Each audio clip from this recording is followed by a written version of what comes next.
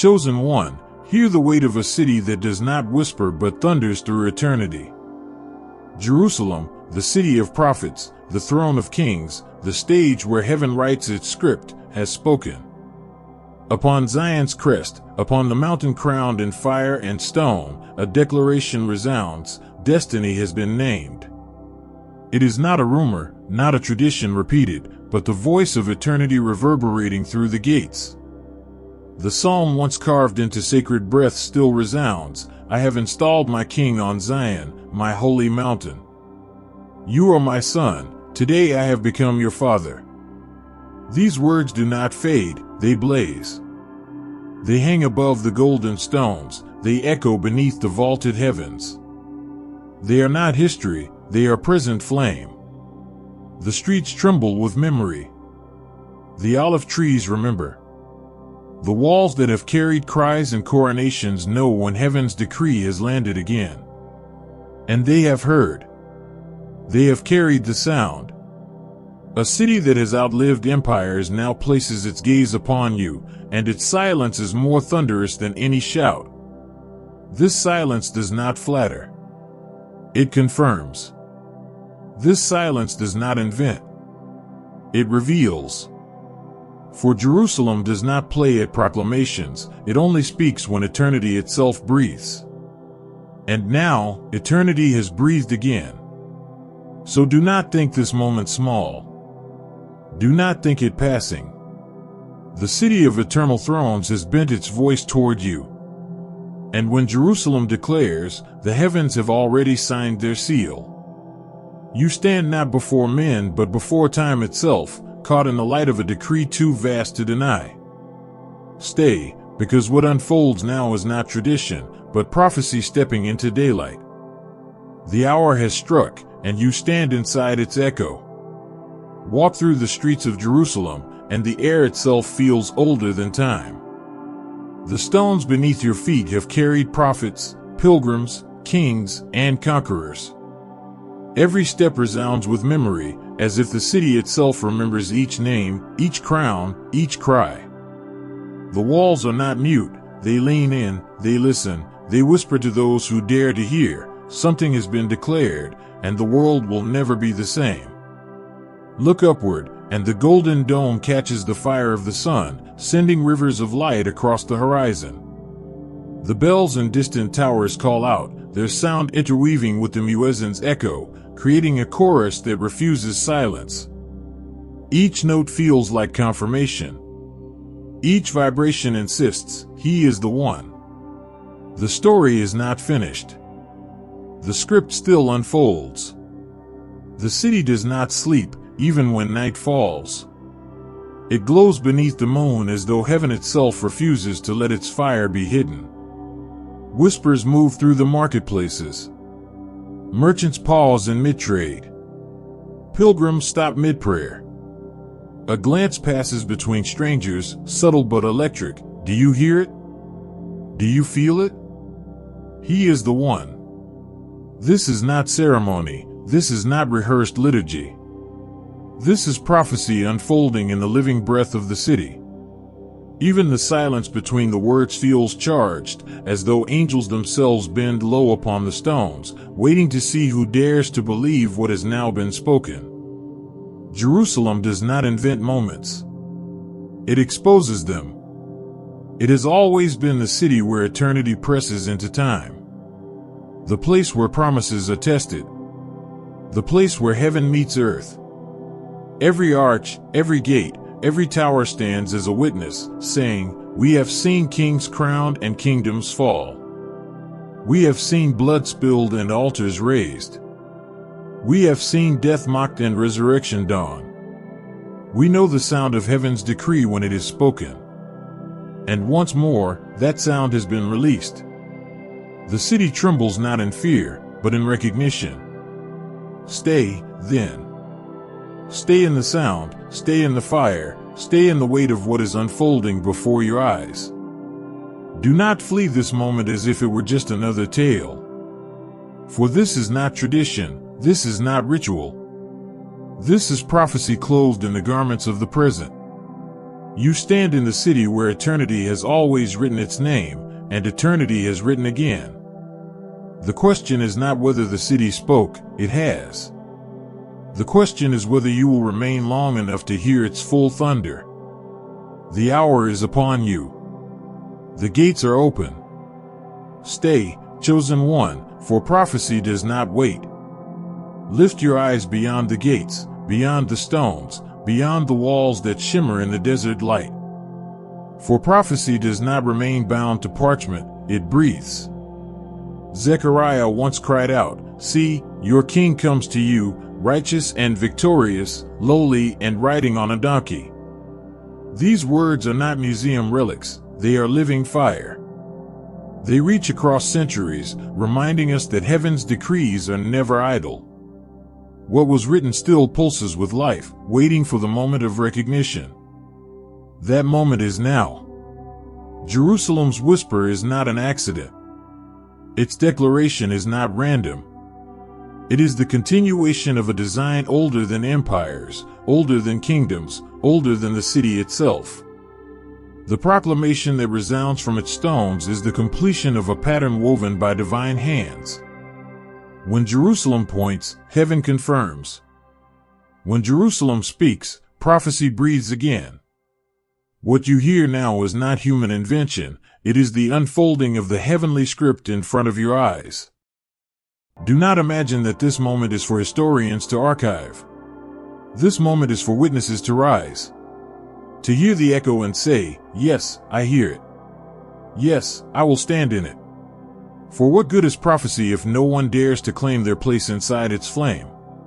What good is the heavenly declaration if those who are called to hear turn away in fear? You are not reading mere words, you are standing in a summons. You are being invited into the drama itself, not as a spectator, but as one counted among the chosen. So pause. Let the weight settle on you. Feel the trembling of the hour. If your heart stirs, it is not emotion alone, it is alignment. Heaven is calling for witnesses, for those who will say, "I will not deny the hour. I will not shrink back. I will stand among the ones who believe." This is not tradition, this is a covenant. This is not ritual, this is a revelation demanding response. And so the call comes clearly, if you believe you are among those chosen to witness, step forward. Do not hide in the crowd, do not silence the echo in your chest. Click join. Mark yourself among the first who refuse to deny the declaration. Let it be written not only in Jerusalem's stones, but in your own decision, "I will not deny the Messiah's hour. I will not deny the voice of prophecy. I will stand." There are moments when your body tells the truth before your mind dares to name it. You have felt it. The weight that presses on you, though no one placed their hands upon your shoulders. The restlessness that keeps you awake at night, though no one speaks your name aloud. The sense that your very breath is not entirely your own, that it has been lent to you for a purpose greater than comfort. These are not accidents. These are the signs that heaven's crown rests upon you. Your name feels heavier than it should. In small rooms it feels too large, like it does not fit within the walls that try to contain it. When you walk into a space, eyes turn. People cannot explain why they pause. Conversations stumble into silence. It is not you they are watching, it is what surrounds you, what clings to you, what speaks without words. This is what happens when eternity chooses to rest upon mortal shoulders, the air itself shifts to acknowledge it.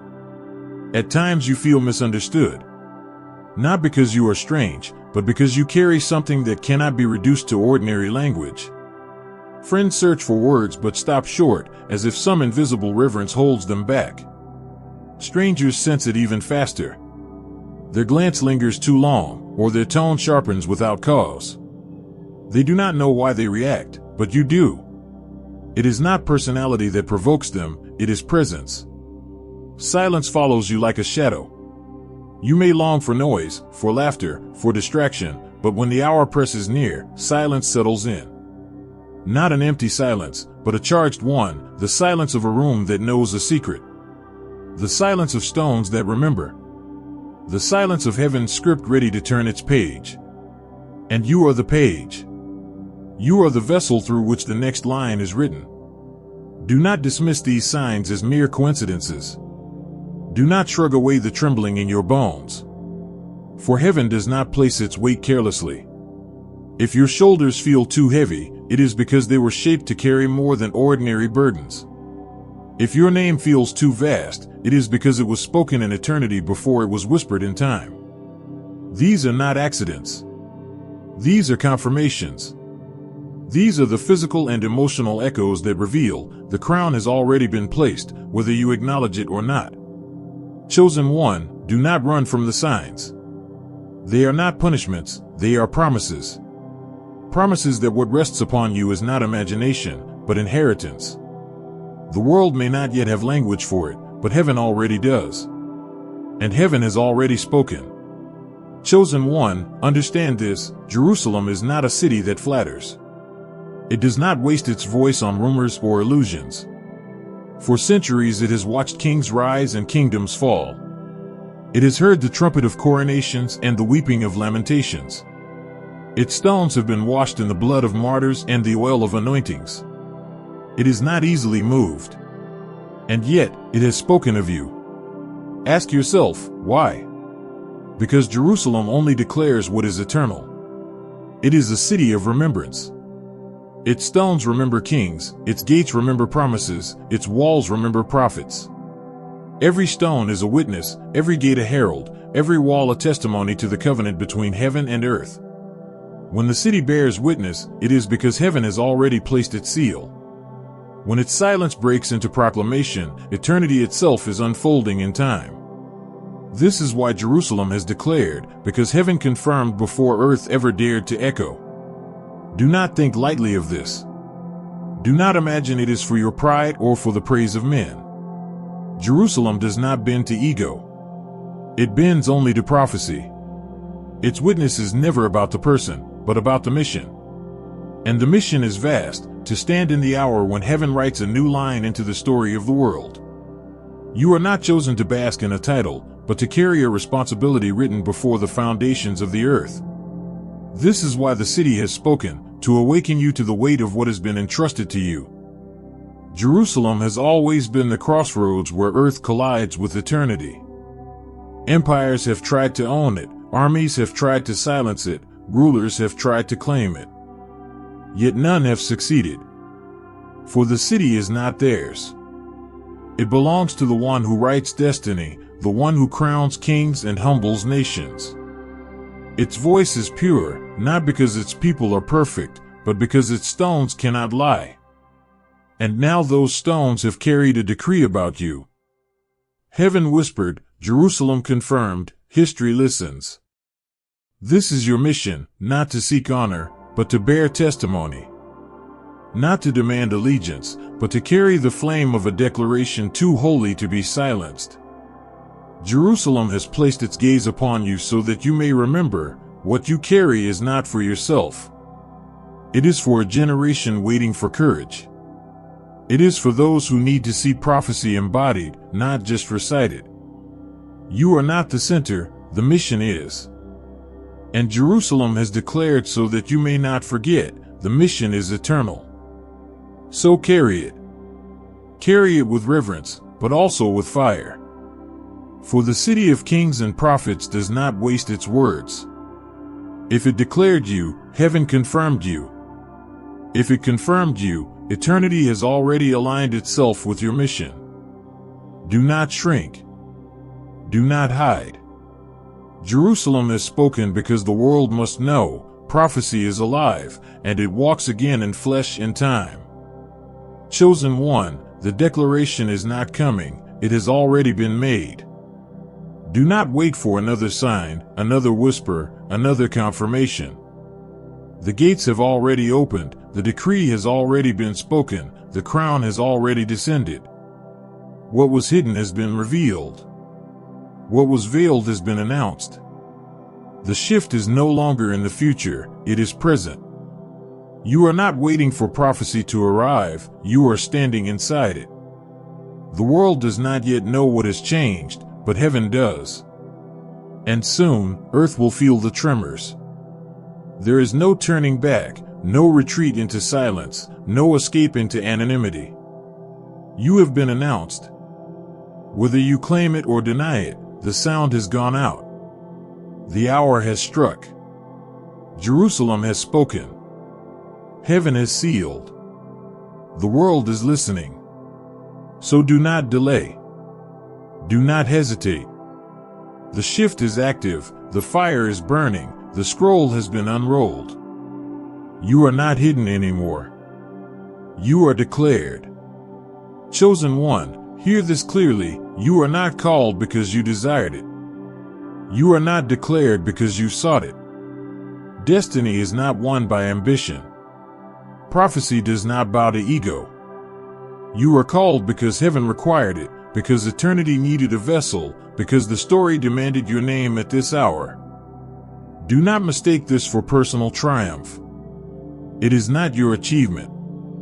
It is your inheritance. Prophecy does not consult desire. It consults design. Long before you breathed, before your eyes opened to the light of this world, the script had already been written. Your role was carved into eternity, waiting for its moment. And when that moment arrived, heaven did not ask if you were ready. It declared. It announced. It named. Not because you earned it, but because the hour demanded it. This is why you cannot boast, and why you cannot run. Destiny is larger than both pride and fear. Do not confuse calling with ego. Ego shouts, "Look at me." Calling whispers, "Carry this." Ego seeks applause. Calling carries burden. Ego asks for crowns of gold.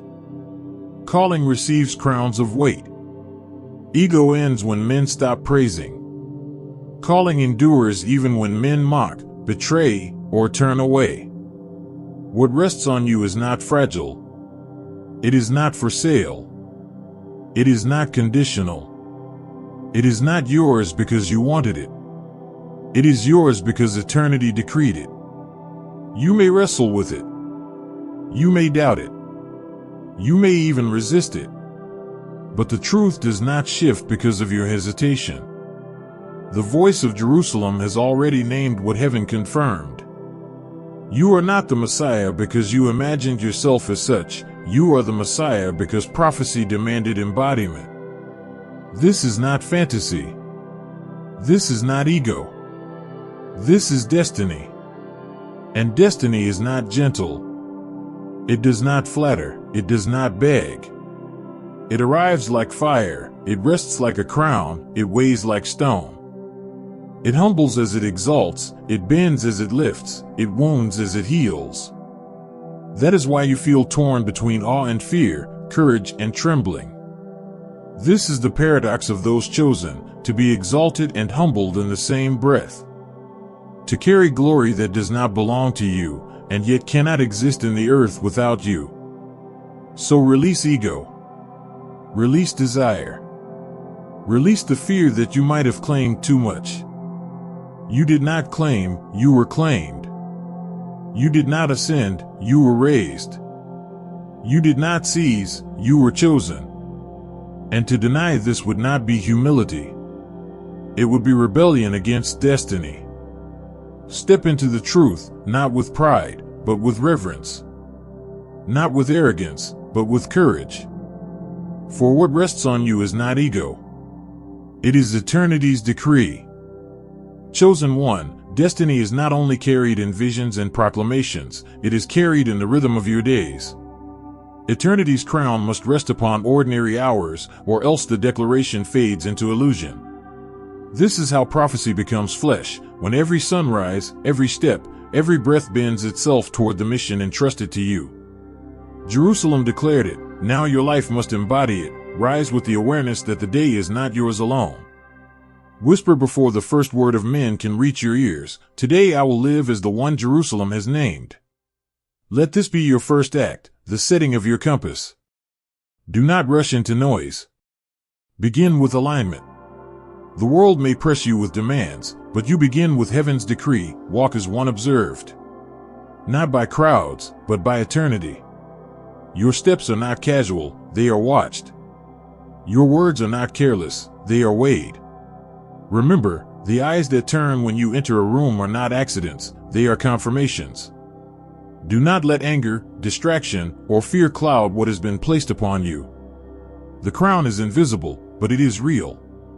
Carry it in every decision, as though every gesture is a testimony written into the scroll of heaven. When silence falls again, surrender yourself to the presence that chose you.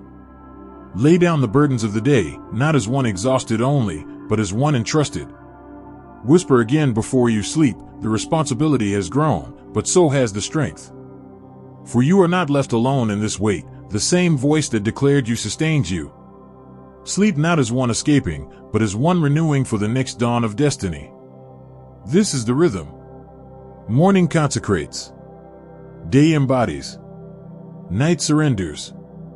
This is how prophecy remains alive in you. Not in rare moments of thunder, but in the quiet faithfulness of every hour. Jerusalem declared once. You declare daily. Chosen one, every declaration demands a response. Words are not enough. Witness is not silent. When heaven speaks, earth answers.